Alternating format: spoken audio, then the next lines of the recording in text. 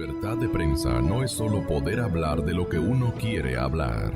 Es poder hacerlo sin represalias ni hostigamientos. Que a fuerza de voluntad de todos los ecuatorianos, que eso se sintoniza en las calles, en los hogares, en toda empresa, en toda circunstancia de plática y de contribución con opiniones y exigencias válidas a las autoridades que nos quieren disimular o nos quieren acortar caminos. Ya no hay manera. Ustedes tienen que llegar a lo que se comprometieron a hacer. Con eso estoy definiendo una exigencia social que no puede ser disimulada, ni frenada, ni limitada. No nos van a hacer olvidar las cosas que hay que definir. Por ejemplo, tengo este momento, señoras y señores, en los estudios la respetable presencia de Mariana Yepes, del señor asambleísta miembro del Consejo Administrativo de la Legislatura del CAL, Patricio Donoso, del movimiento Creo, que lidera don Guillermo. El doctor Patricio Donoso va a intervenir, yo creo que con el pensamiento firme de exigir, de recomendar, pero yo digo en su condición de miembro del CAL y de asambleísta de la República, de exigir el cumplimiento firme, concreto, contundente, por ejemplo. Y ahí fijo mi primera interrogante. Un acusador particular a nombre de la ciudadanía, en valiente intervención, también se autointrodujo en este tema. Es el doctor César Montúfar. Valiente actitud. Pero ¿sabe qué, doctor Montúfar? Muy buenos días. Antes de que comience la tarea de esta mañana, me han recomendado, créame, llamadas desde el día de ayer, me han recomendado no solamente para usted, sino también para toda la gente que tiene que participar. Allí dentro, en calidad de entes acusatorios, me han recomendado que tenga la bondad de reclamar, de obligar, de solicitar, de la manera como usted caballerosamente o con la energía política que le caracteriza, obligar, exigir que la indagación fiscal ya se concrete por delitos de peculado, de cohecho, de enriquecimiento ilícito y de concusión. El señor fiscal no puede hacerse el tiernito, así de frente. El señor fiscal, la Fiscalía General de la República, debe esta misma jornada, la de esta mañana, señor fiscal, ¿por qué usted no acusa o no pone en vigencia las inculpaciones por delitos de peculado? Usted tiene ahí, doctor Montúfar, la palabra a nombre de la ciudadanía. ¿Lo va a hacer? ¿No es momento o no lo va a hacer? Exíjale al señor fiscal. Señor fiscal, a ver, ¿vamos hablando de peculado o no? ¿Vamos a hablar de cohecho o no? ¿Vamos a hablar y a demostrar de que ha habido enriquecimiento ilícito o no? Hay la figura de concusión que está clarito para inclusive el secretario del abogado más joven de la República del Ecuador. Hay concusión, pues. De hecho, hay concusión. Entonces, son 3,5 millones de peaje. Bueno, muchas gracias. Primero, buenos días y buenos días al doctor Montúfar. y a Patricio Donoso, un gusto compartir esta mesa con él. Yo creo que las expresiones del doctor Montúfar están muy claras, ¿no? Que se inicien las indagaciones, pero sobre todo por peculado. Pero para eso se requiere el informe de la Contraloría con indicios de responsabilidad penal, porque como sabemos, en el COIP fue introducida esta modificación, no sé con qué afán, de que exista previamente un informe de la Contraloría como un requisito obligatorio de procedibilidad. Yo entiendo que el fiscal abrió ya las indagaciones por los otros temas. Por el tema de cohecho, por el de concusión desconozco, pero también el de enriquecimiento ilícito. Me parece que hay que darle los plazos que correspondan y debe ir a las audiencias correspondientes a formular los cargos y después a una audiencia como la que estamos viviendo con todos los elementos de convicción, precisamente porque él es el dueño del proceso, del proceso investigativo, porque de lo contrario, si no tiene todos los elementos, se le cae. El fiscal es el responsable absoluto de todo. Y en lo que respecta al asunto que estamos pasando, esta audiencia que creo que sí va a prolongarse unos días más, porque es obligación del fiscal pues hacer la formulación, no, el dictamen con las acusaciones correspondientes con individualización de cada uno de los procesados. Claro, entonces, eso siempre demorará porque también tienen derecho para contestar los otros procesados. Y no olvidemos que creo que han quedado en 14 o 13 procesados, excluidos los brasileños, ¿no? Pero ¿a usted qué le parece que le estamos solicitando que complemente la indagación fiscal por delitos de peculado, cohecho, enriquecimiento? No, está muy bien. Yo creo que él tiene abierto. Me parece que él tiene abierto. Y además es obligatorio, tiene todos los datos aquí de la asociación ilícita, porque asociación ilícita, ¿para qué? Claro. Y son estos delitos que él ya abrió. Es público que él abrió por cohecho, y es público que abrió también por enriquecimiento ilícito de concusión, no sé, y lo de peculado le decía que requiere el informe previo de la Contraloría para iniciar cualquier proceso. Bueno, puede investigar, pero la investigación quedaría inconclusa y se paralizaría si es que no existe el informe de la Contraloría. Yo creo que el fiscal está actuando con prudencia y a lo mejor tiene buenas estrategias, ¿no? Esto de no haber... Y buenas intenciones.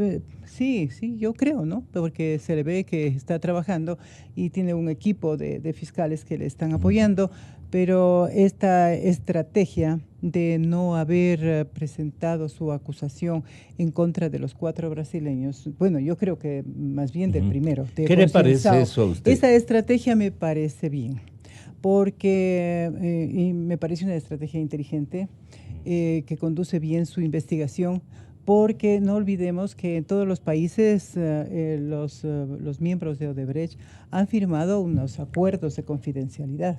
Y entonces este señor es el que más aportó para la investigación y para los resultados, Concienzao, ¿no? De ahí se derivaron precisamente las conversaciones con el vicepresidente, la entrada libre a la vicepresidencia, el acceso al vicepresidente, todo eso era... ¿Usted no cree entonces que tiene algo arreglado el señor fiscal ecuatoriano? No creo que tenga arreglado, porque existe otra cosa. Con los brasileños, digo yo. No, yo no creo, yo creo que fue parte del acuerdo, de un acuerdo de confidencialidad que deben haber firmado, porque todos los países firmaron un acuerdo de confidencialidad precisamente para hacer estos aportes, porque de lo contrario no hubieran declarado. Y yo estoy consciente, o sea, segura, que si este señor Santos no hubiera aportado los datos, se quedaba la investigación como en el aire. Porque la investigación que vino de los Estados Unidos, el resultado que tenían ellos, llegó bastante tarde, ¿no? Se levantó la confidencialidad, la reserva, digamos, muy tarde. Lo que sí no estoy de acuerdo en que no estén involucrados los otros brasileños. Eso fue un palanqueo de gobierno a gobierno? ¿Hay No como sé, no podría decir porque no conozco, no. Pero lo que yo no estoy de acuerdo es en que los otros brasileños involucrados, dice que no hay elementos suficientes para poderles acusar a ellos, ¿no? Para poderles involucrar en y el se torna juicio indispensable mismo, ¿no? que también ellos entren bueno, debe haber tenido elementos para que estén Claro. ellos también, ¿no? Desconozco cómo haya sido, pero lo que también me genera dudas es que es según la prensa, porque no le he escuchado a él, que mencionaba que no, cuando presentó el dictamen sin acusación en contra de ellos, a favor de ellos, que decía que es en aplicación del principio non bis idem. Eso es un tema que amerita un poco de razonamiento. Entonces no creo que sea esa. Sentido? No creo que sea esa la razón, porque la Constitución nuestra, tiene el texto sumamente claro, que dice que no se puede enjuiciar 2 veces a una misma persona, y todavía no estamos en juicio. Y eso le corresponde al fiscal o le corresponde al juez, decidir sobre la aplicación de ese principio. ¿Ha meditado en este elemento, o han meditado en este elemento en el CAL? Le pregunto a Patricio Donoso, y también le pregunto en el mismo sentido al denunciante ciudadano, doctor Montúfar. Tenga la bondad, doctor Patricio Donoso. Muchísimas gracias, Gonzalo, por la entrevista, y un gusto compartir con Mariana Yepes de esta mesa de trabajo, al igual que con César Montúfar, allá a la distancia. Un saludo, César. Yo jamás estuve de acuerdo, y lo dije aquí en EXA, Radio Democracia, hace algunas semanas, con aquello de la cláusula de confidencialidad, en lo personal. Porque desde chiquito me enseñaron que hay autores, cómplices y encubridores. Y esto de la cláusula de confidencialidad en temas de corrupción, sobre todo en temas de corrupción, me suena más a encubridor que a otra cosa. Yo no estoy de acuerdo. Más allá de temas de orden internacional, legal, acuerdos entre países. Pero yo lo dije desde el principio, lo dije desde diciembre, cuando el presidente Correa mencionó que había cláusulas de confidencialidad. Y yo me dije a mí mismo, caray, ¿no será que con esto de la cláusula de confidencialidad nos van a tapar todo? Y mi querido Gonzalo, estamos a noviembre de un año después. Es decir, han pasado 11 meses. Yeah. Y recién ahora la prensa puede decir claramente que el fiscal acusa a Glass de cobrar coimas a Odebrecht por $13.5 millones.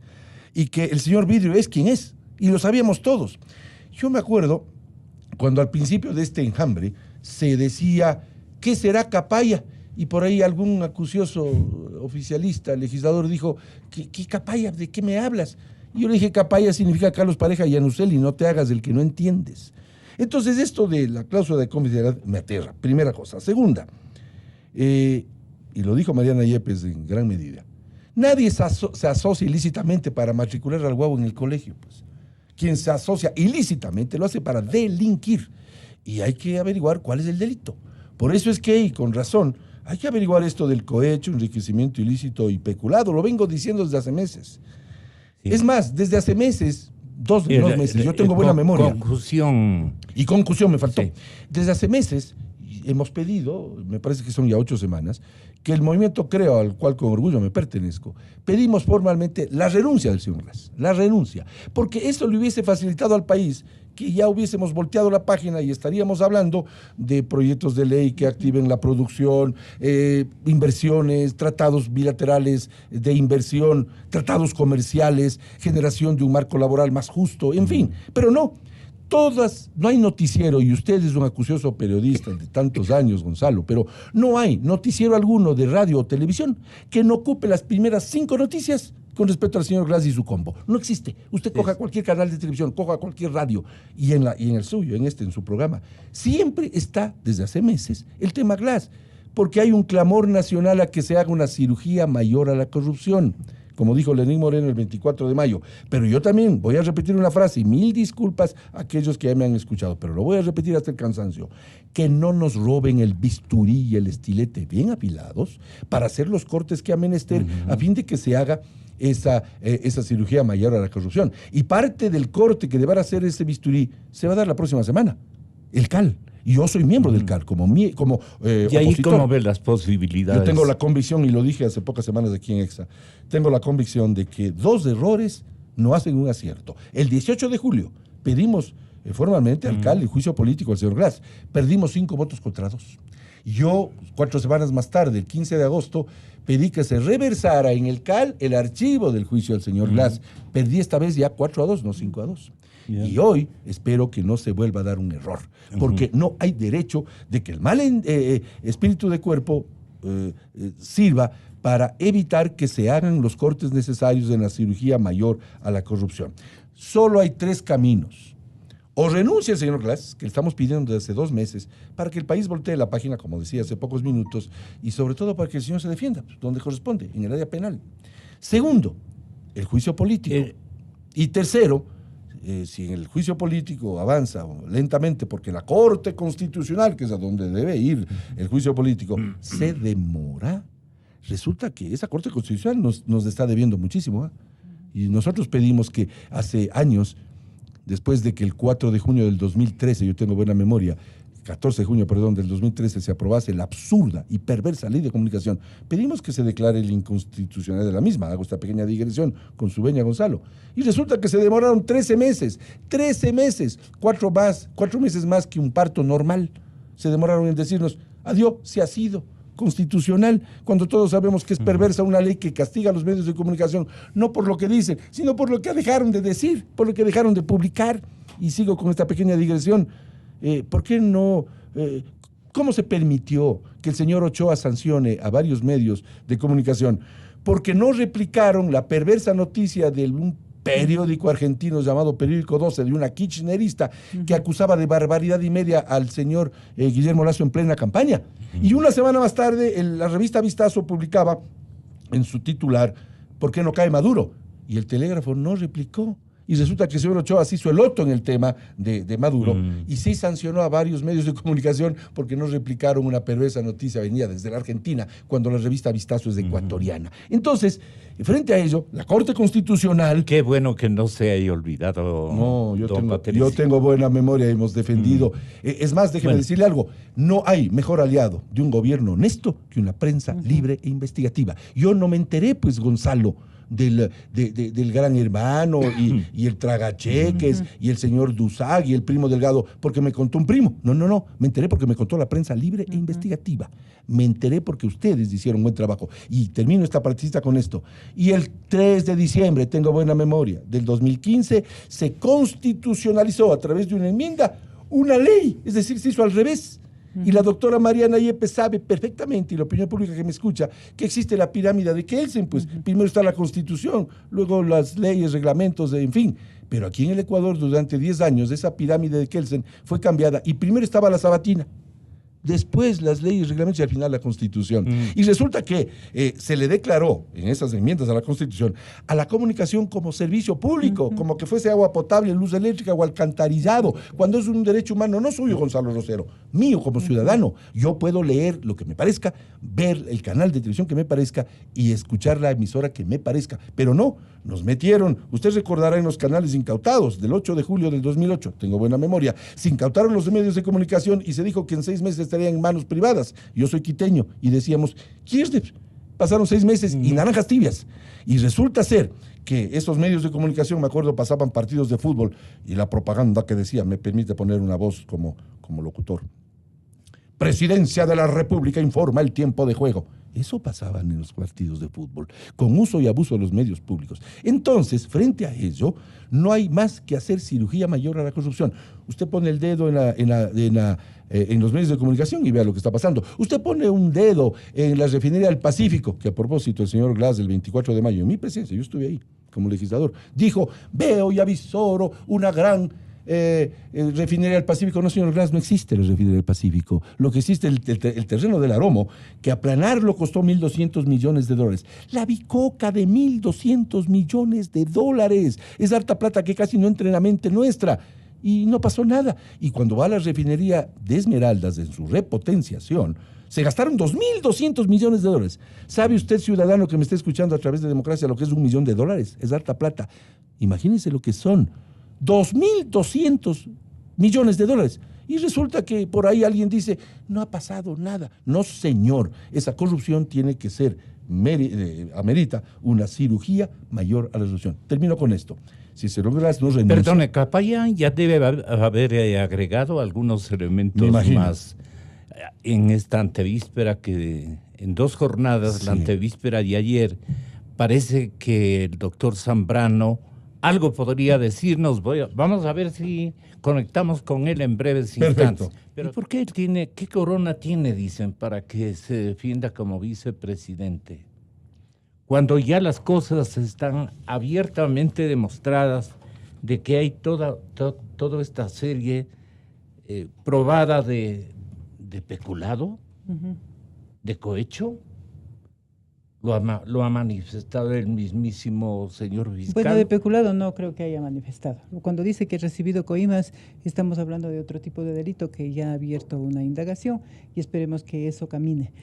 Yo creo que el vicepresidente... ¿Peculado no? Yo creo que no todavía peculado, porque tiene que haber un informe de la Contraloría, insisto. Pues, Pero ¿no? debería investigarse. Claro, investigarse, pero nada Sí, más, sí. pero de pronto se queda paralizado. Pero no mientras debería. no sale el informe de Entonces, la ahí Contraloría. no se le pero puede. tendríamos que esperar.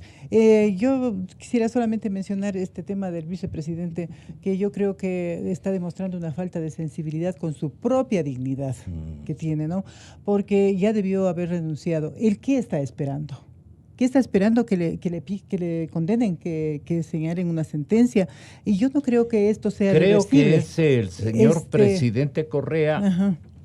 el expresidente Correa, según se conoce acá, el que le dice, no vayas a renunciar. Pero quiere decir todavía más que es una persona débil de carácter y que no merece ser vicepresidente. No merece por toda esta cantidad de acusaciones comprobadas.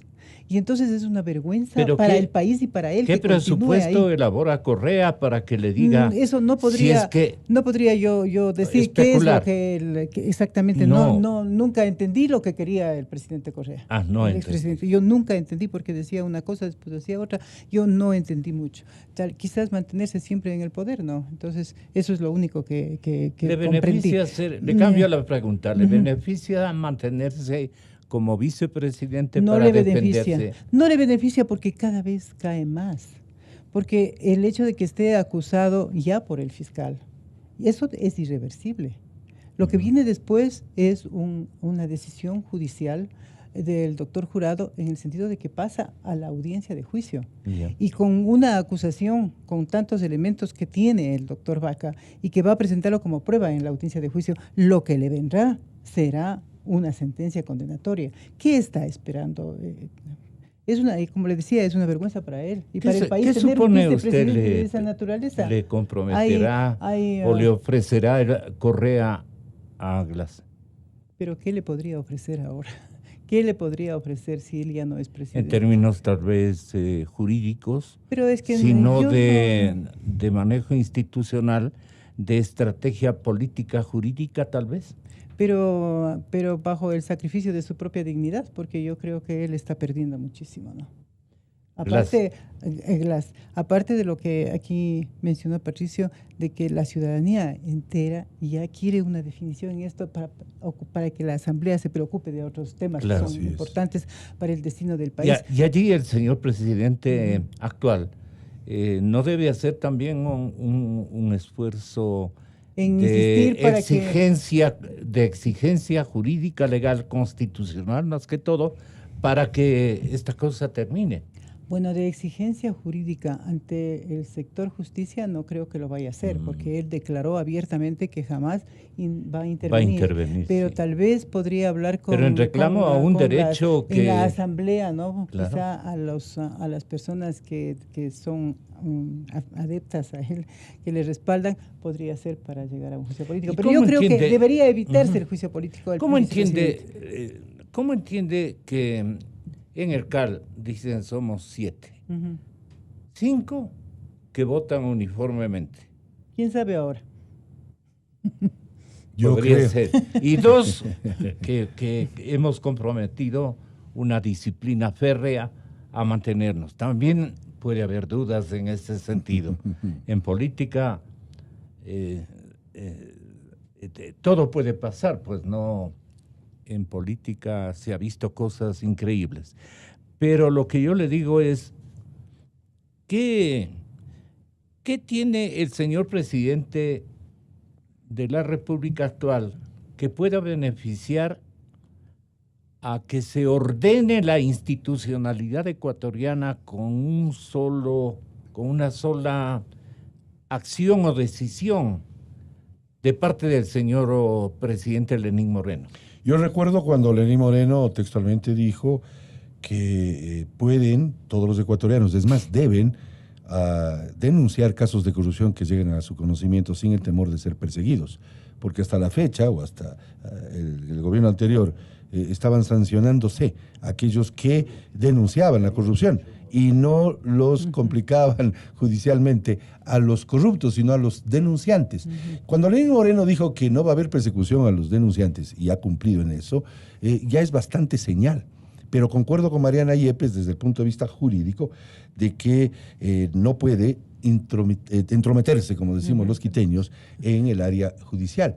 Recuerde usted, y disculpa, pido a la opinión pública que me escucha, tengo buena memoria, el día sábado 7 de mayo del 2011 se llevó a cabo una consulta popular que a pretexto de los toros, casinos y gallos se le metió la mano en la justicia.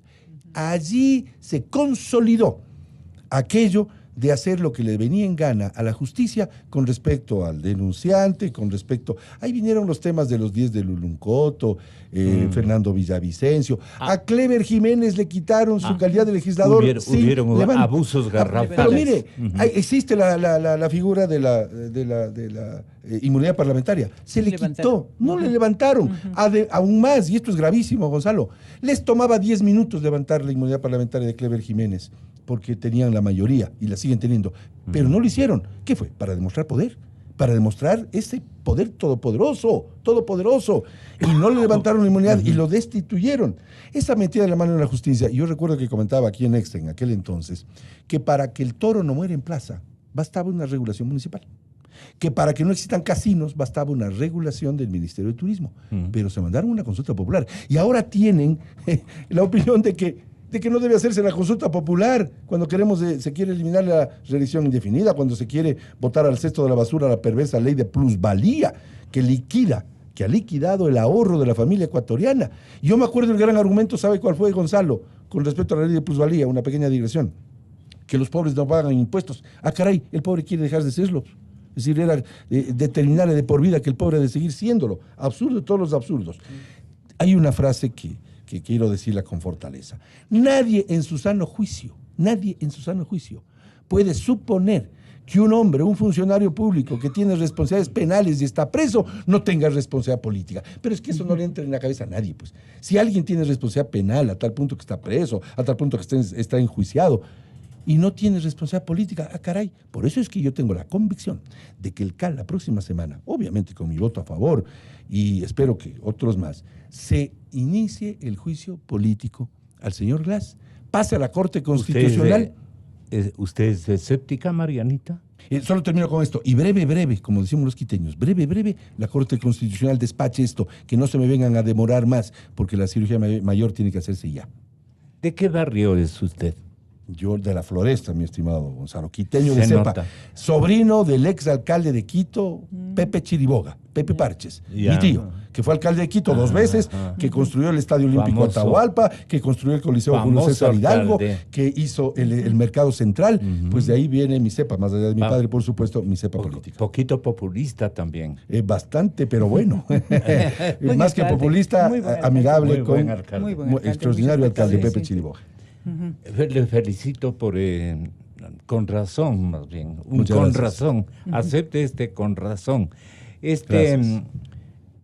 Le digamos a la ciudadanía, si tiene el señor fiscal listo argumentos para acusar de peculado, cohecho, enriquecimiento ilícito y concusión al señor vicepresidente de la República hasta esta mañana o hasta estos días. Bueno, estos días él está acusando precisamente de asociación ilícita, ¿no?